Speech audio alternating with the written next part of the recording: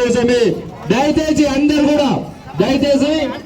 కూడా కొద్దిగా పక్కకు జరగాలి, అందరు కూడా పక్కకు జరగాలి. అన్నగారు కూడా దయచేసి మనకు కూర్చుంటారు, టెంట్ దగ్గరికి అన్నగారు వస్తారు, ప్రతి ఒక్కరు కూడా. ఎందుకంటే అన్న మనకి సమయం వచ్చింది, దయచేసి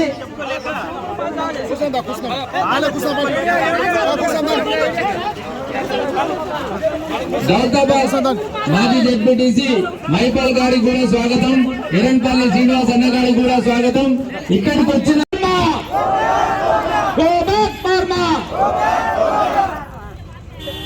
ధన్యవాదాలు అందరికీ.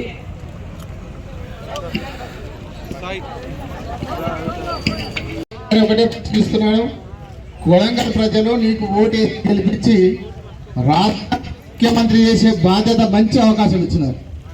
కొడంగల్ ప్రజలు ఇచ్చిన అవకాశానికే ఇప్పుడు మీరు ముఖ్యమంత్రి అయ్యి రాష్ట్రం అంతా కూడా పాలిస్తూ ఉన్నారు.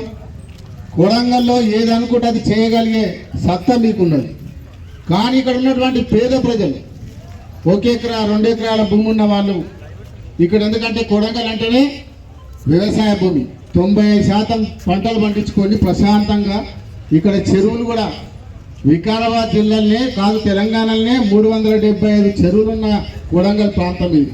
పెద్ద చెరువులు కుంటలు కలుపుకుంటే బ్రహ్మాండంగా గత 5 సంవత్సరాల నుంచి కేసీఆర్ ప్రభుత్వం తీసినటువంటి రైతు సంక్షేమ కార్యక్రమాల వల్ల ప్రతి సంవత్సరం వికారాబాద్ జిల్లాలోనే అత్యధికంగా వరి పంట పండించిన కాన్స్టిట్యూన్సీ ఏదంటే కొడంగల్ అని చెప్పి తెలియజేస్తున్నాను.